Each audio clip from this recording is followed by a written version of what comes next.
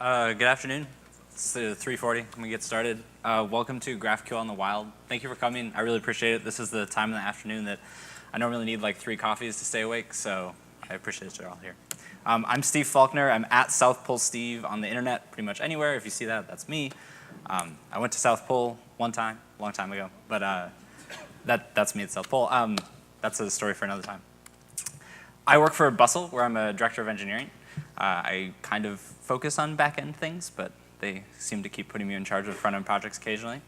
And I want to do a little self-promo real quick because I'm actually talking twice. I'm talking also tomorrow morning at 9:40 a.m. If you leave this talk and you think Steve did not use enough buzzwords today, then tomorrow's talk is the one you need to go to. It will be on different stuff. So. And this talk specifically is on GraphQL. So I'm going to talk about kind of how we took GraphQL into production at Bustle and a bunch of the stuff we ran into along the way. I'm going to very lightly touch on several things. I'm going to leave time for questions at the end. Half an hour is pretty much not enough time to go through all the stuff that I would need to tell you if you were going to do this. The whole point of this is maybe give you a couple things to say if you're going to go to production with GraphQL, what do you need to know? What are some hiccups you might run into? So I've broken it down into 3 chunks. First off, I'm going to give a brief overview of GraphQL. I usually at these things find that some people don't know what GraphQL is, so it's helpful to give a little bit of overview. I'll talk about the ecosystem around GraphQL because that's where a lot of the hiccups come into play. You run into problems and you need to figure out how to solve them. The ecosystem helps you out. I'm going to talk about GraphQL-js a little more specifically, which is the reference implementation of GraphQL that Facebook provides. Really excited to get to talk about this. I normally don't give this talk at JavaScript conferences, and so I don't really talk about that part. But you're all JavaScript developers, or probably. So GraphQL. So we've been in production with GraphQL for over a year at Bustle. To give you a sense of our scale, I think we just bought a company, so it's a little bit confusing, but I think we're around 80 or 90 million unique visitors a month. So it's pretty big. We're one of the largest women's media companies in the US. And GraphQL itself, you can just go to the website, and this is what it says. It says a query language for your API, which I think is a pretty good way of describing GraphQL. I think there's a better way. I think it's better to ask, why does GraphQL exist? Why did Facebook need to create this? And you have to dig pretty deep to find that. This is actually from the Facebook Data Loader API, but this is, I think, the key quote. It says you need to coalesce the sundry key value store backend APIs, which existed at the time. So this is the problem that Facebook had. This is the problem we had at Bustle, so we were like, maybe GraphQL can help. I highly recommend you think about the problems you have and make sure they line up with Facebook's problems, because they might not. Talk about the 3 parts of kind of a GraphQL thing. There's the GraphQL schema, there's a GraphQL query, and then there's the data gets returned.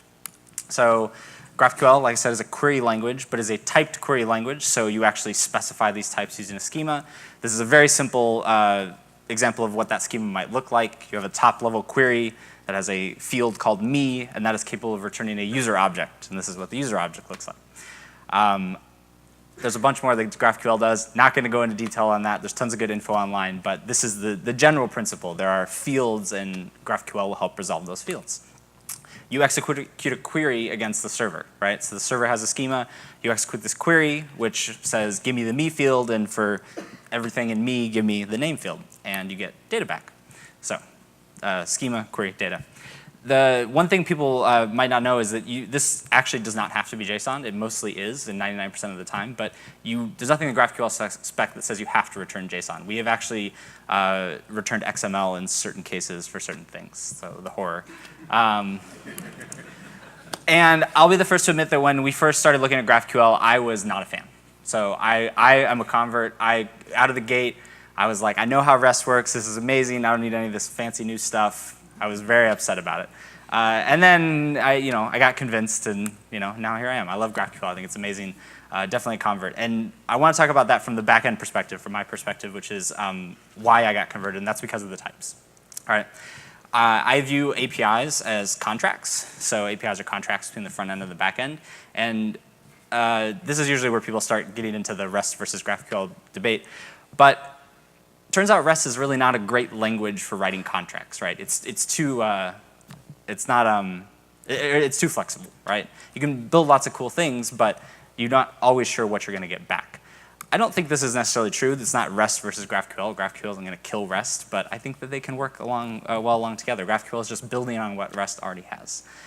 To give maybe some good analogy about this, REST, if I was having a contract with REST, this is kind of the language it would use. It would say, give me a vehicle, and you would get back something like this, right? REST is very much, you have to be very explicit, right? Or you don't have to be very explicit on what you want returned.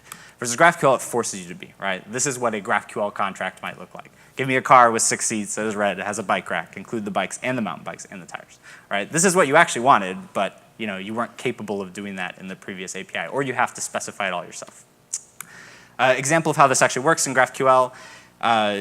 If I'm executing this query to get a post and I want the ID of that post and the user back, well, it turns out that I had that wrong. The author is actually the field I wanted, and GraphQL will just yell at you and tell you that.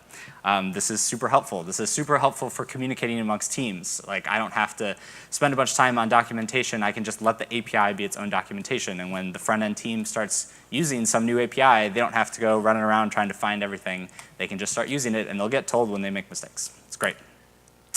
OK, but what is GraphQL? Well, it's actually just a query specification language. Okay? So it's very high level. It's not an implementation. It is a specification that was released by Facebook.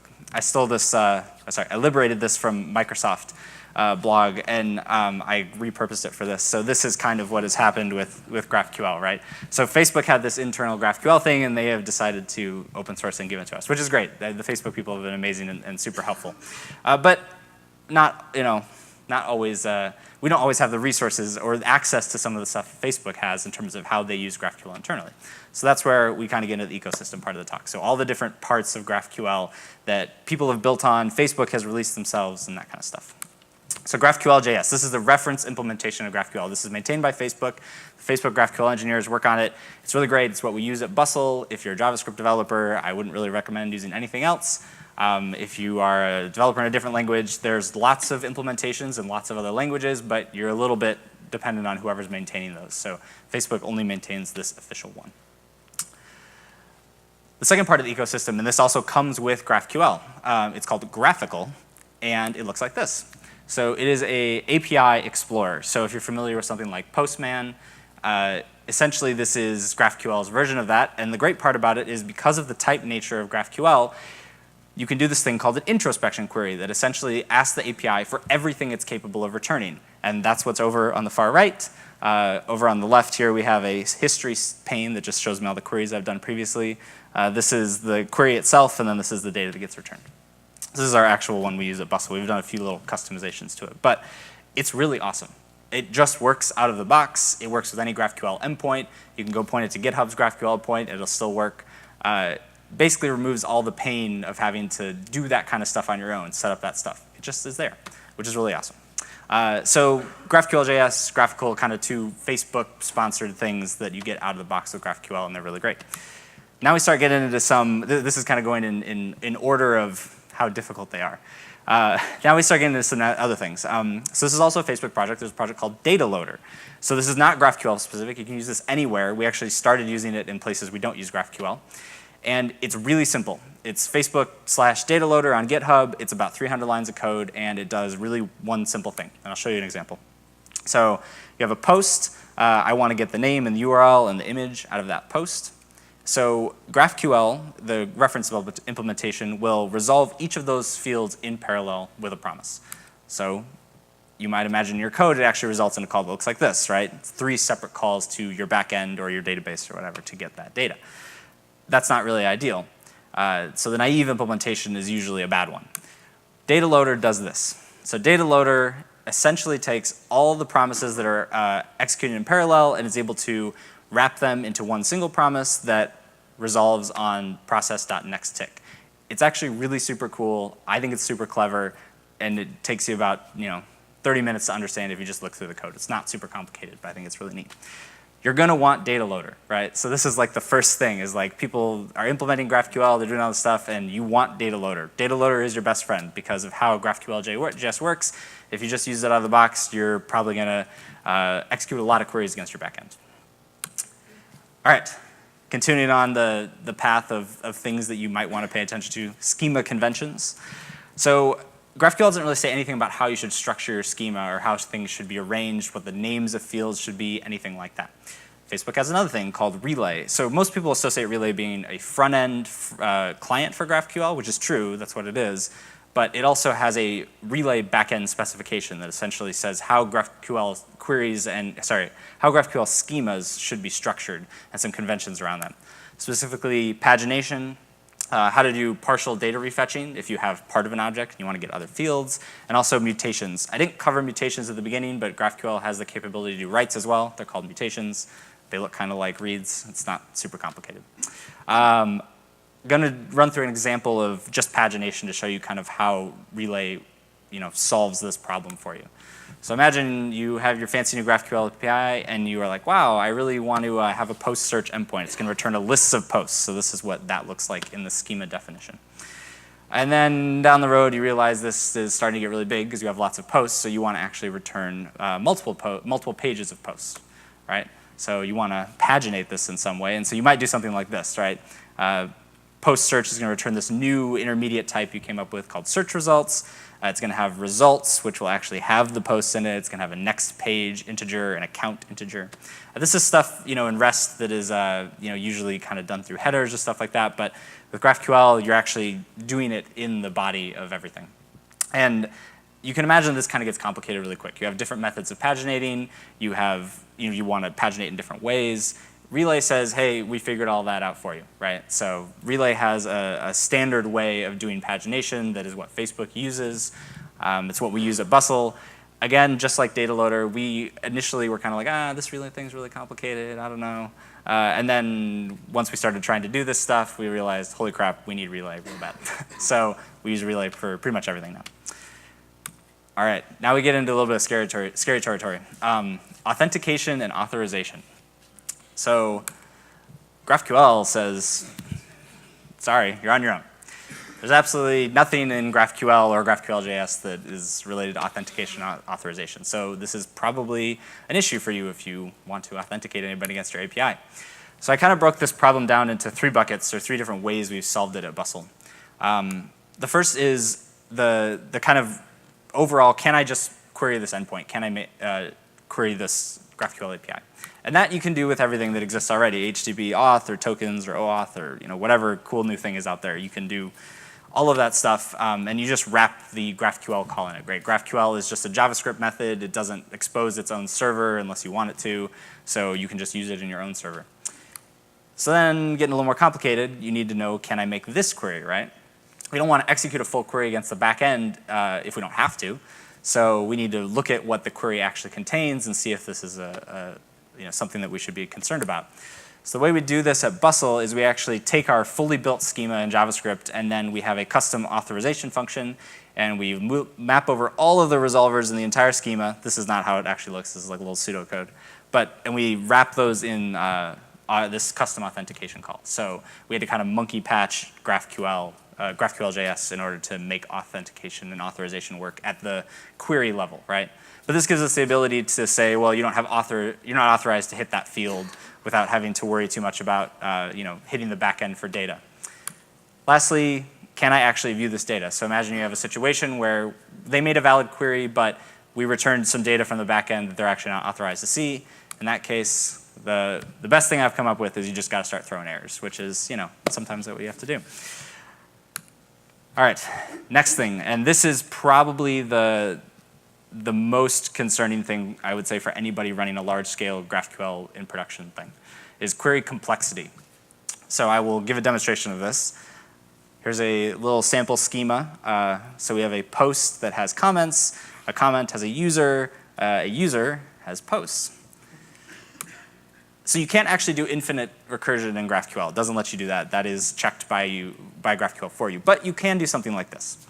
So post has comments, has users, has posts, has comments, has users, and we can look at that query happening live, and here's that. Again, GraphQL says, sorry, you're on your own. This is something I really hope that they eventually get into GraphQL-js because I think it's pretty critical. When I talk to Facebook people about it, they're like, oh yeah, we have a whole team that works on that. And I was like, oh, great. Thanks. So again, 3 ways that we've kind of dealt with this at Bustle. First off, just basic timeouts. We have timeouts on queries, so query can only last a certain amount of time. Next is field counts. So this is actually not something we implement at Bustle, but I believe this is how GitHub does their GraphQL kind of checking, is that you're only allowed to return a certain number of fields, and the type nature means that you can get generally a very solid estimate of the amount of fields you're going to return, with like max pagination sizes and stuff like that. The last one, and this is what we started doing at Bustle, is we actually count the number of calls we make against the database. So Bustle's primary backend is Redis. And so we actually just count the number of Redis calls we make, and we just increment that. And then when it gets to a certain point, the backend part of Redis says, hey, sorry, you made too many calls in this request, and it just throws an error. Yeah, that's the best way that we've come up to do with it. Those are the big picture things you're going to need to worry about if you're doing GraphQL stuff. Now I want to dive just a little bit more into GraphQL-js and some stuff you might need to know related to that. Because there's a few bits that, like, if I had known on day one, they might have been very helpful. So let's look at a simple example of a schema. We have a post that has a title that is just returning a string. And this actually looks like this in GraphQL-js. So not super great because you had to do all this JavaScript-y stuff. Sometimes you have to do this, right? If you're going to do complicated stuff like extending GraphQL's built-in types or doing some of the monkey patching that we talked about earlier, don't really have a lot of options. But there's this thing that they don't really talk about in the docs that much, and there's a function called build schema, and you can import it from GraphQL, and you can start writing this again. So it takes strings and converts it to actual GraphQL schemas. It's pretty neat. There's also a project called GraphQL Tools that is made by Apollo. If you're not familiar with Apollo, it's the company formerly known as Meteor. And they are now doing a bunch of GraphQL stuff. And so they've built their own kind of thing that does something similar, but not exactly the same. The last thing I want to kind of address in GraphQL-js is custom scalars. So the first thing, I didn't talk about this at the beginning, but GraphQL has the ability to have custom scalars, right? So you have ints, you have strings, but you could make a scalar that is like, this is a URL, and you could actually validate it to make sure that it's a valid URL. Super helpful, super nice for doing things like validation, string validation. You import it just like this, but you're going to need one right out of the box. And the one we have at Bustle, and I think there's an NPM package that does this for you now, is called JSON type. And this is for when you want to not use GraphQL in GraphQL. So when we first started in GraphQL, you have to specify all these things. You have to make fields for everything. And you get into these situations where you're like, well, we don't really know what the shape of that object is going to look like yet. And if we specify it all now, suddenly we have clients using it, and maybe we want to make a change to it. What we've kind of started doing is that when we have these nebulous situations, we actually expose this JSON type, which is essentially just a bucket where we tell the client, you can just put whatever you want there, and we'll return it if you ask for it back. And that has allowed us to kind of get nebulous, allow clients to do different types of things, and as soon as we're ready to say, no, we're going to lock it down to these fields, we can just replace the type, or we deprecate the old type and add a new one. GraphQL has deprecations, by the way. That's kind of cool. So yeah, so that's kind of how we handle that, and that's been super helpful. Okay, I wanted to leave plenty of time for questions because I feel like I just glossed over a lot of stuff. So please. Right here in front. Can you talk about the problem that this solved for you at Bustle and how you knew that this was an appropriate solution for it? Yeah, so at Bustle at the time we had like kind of 2 generations of legacy backends as well as Dynamo and Redis. As well as Sphinx and Elasticsearch. So we had this kind of like all these data source problems, and how do you roll them all up into one thing, right? So that was the problem that I saw, Facebook having, right? And like I said, I wasn't a fan at first, but I recognized that this is the thing they were trying to fix. It then solved a bunch of other problems we really didn't quite know we had, right? Or they weren't problems, they were just things that we did every day and they got easier. A big part of that is communication, right? Communicating between developers, between projects, between teams. The fact that the API is kind of its own documentation, and you get all this query exploring stuff for free. When somebody would come to us and say, hey, we want to do a new project, we need this API that supports that. I'm like, hey, GraphQL, just write the query however you want, whatever kind of data you want, and we don't have to worry about it too much. It just took load off of our backend engineers on having to do that themselves.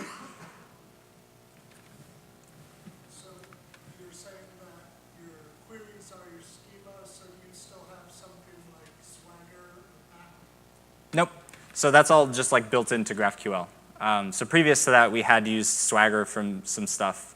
I like Swagger, but it's nice to just have it kind of all come with everything out of the box.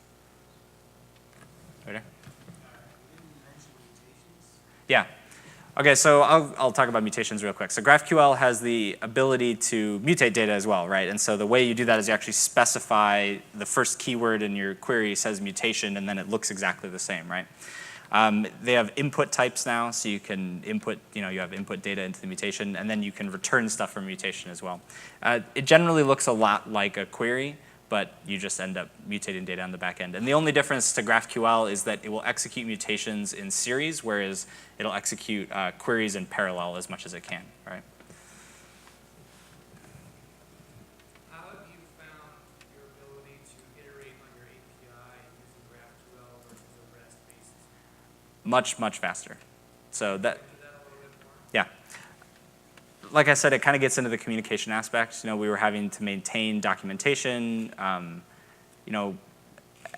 REST, I said, REST is it's a bad contract language, right? Like, as much as you can have conventions around REST, there's still little things you can do differently, right? And we would have developers that do that. Oh, I decided to do this thing slightly differently, or I decided to change the casing on this field, and that kind of stuff. And it leads to problems, right? And when you have GraphQL doesn't really solve all of those. I mean, somebody could change the casing on a GraphQL field and everything will break, right? But at least then you'll know, because GraphQL will say, hey, you queried the wrong field. And it'll even say, did you mean this other field, right? Like, it's pretty good about that stuff.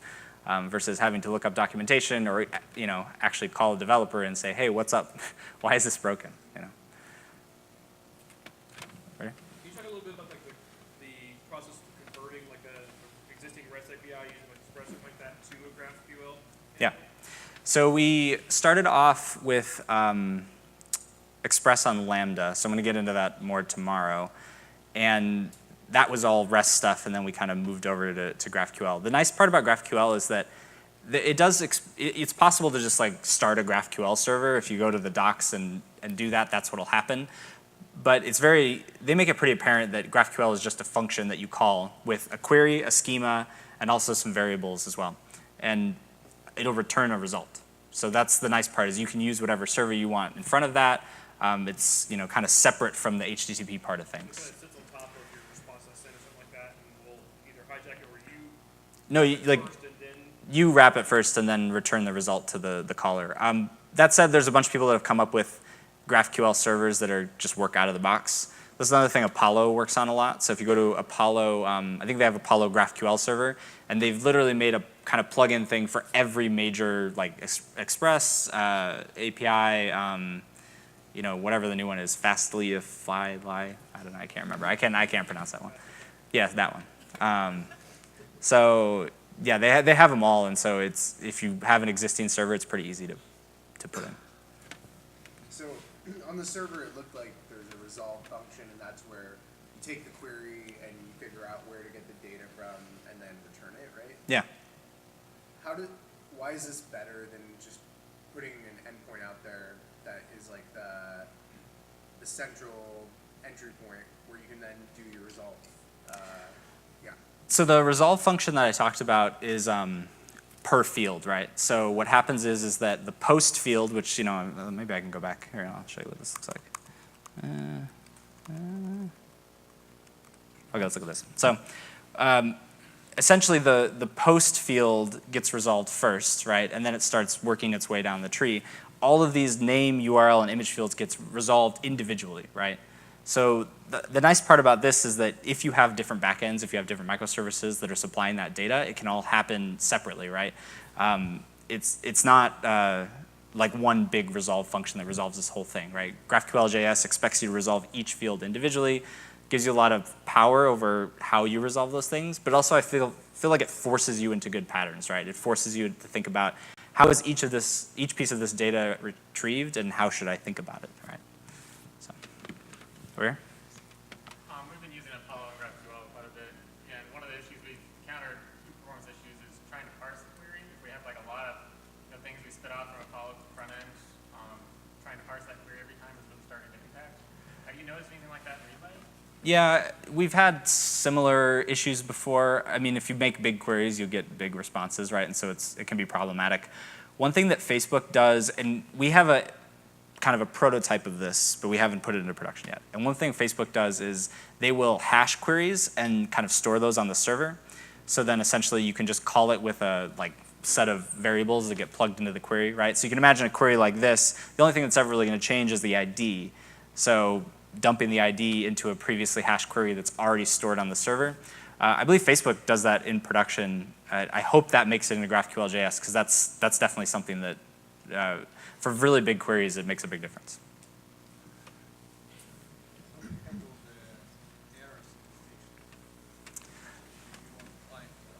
So this is something where a relay comes in. Relay specifies what you should return from a mutation. And one of the things it says is you should always return an error field, right? And so Relay kind of has some handling around that, both on the Relay client, like that already exists for you, as well as the spec says, hey, this is how you should handle errors. Another thing that we ran into right away, right? You think, oh, update post, I'll just return a post from that mutation. Well, if you have an error, where's that going to go, right? It can't go where the post is going to go, so you have to start kind of wrapping in these intermediate types.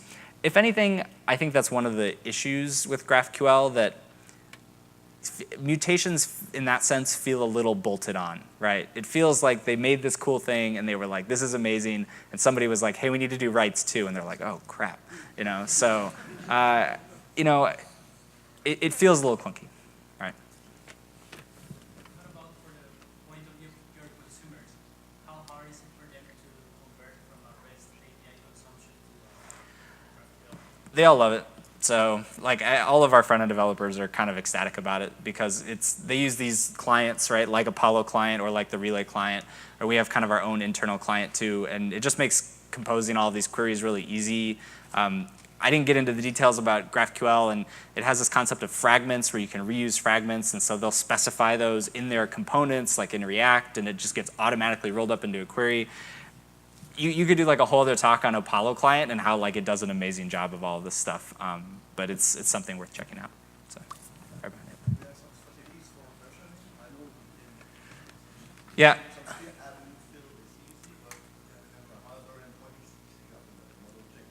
So the official GraphQL line on this that I've heard is that, well, you can deprecate stuff. So if there's a way to mark something as deprecated, and then it'll show up that way everywhere, and you'll get a part of the response will say, hey, you used something deprecated.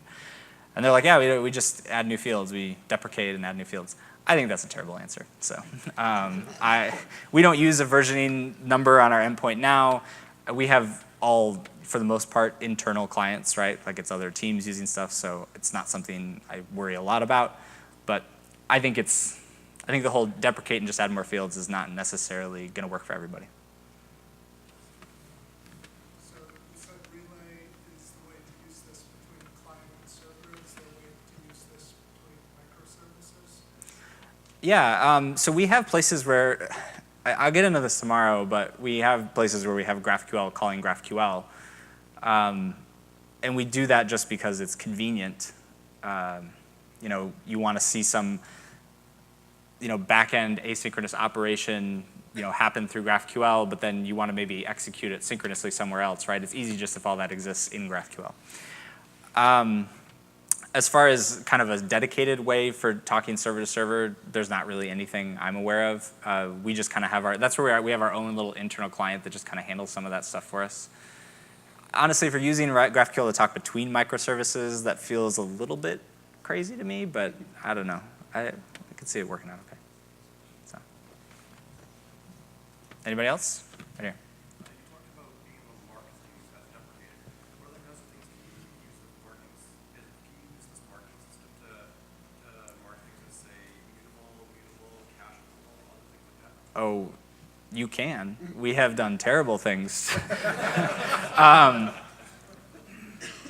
So you can add description fields to every field on here. So essentially that shows up in the introspection query, and graphically you can see a list of all the fields, and you can see little descriptions of what they are, right, if you need more information about it. And you can do deprecations, which is just a Boolean, right? We have tried to stuff data into the description fields before in order to do configuration and stuff like that. I wouldn't recommend it, so, but you can.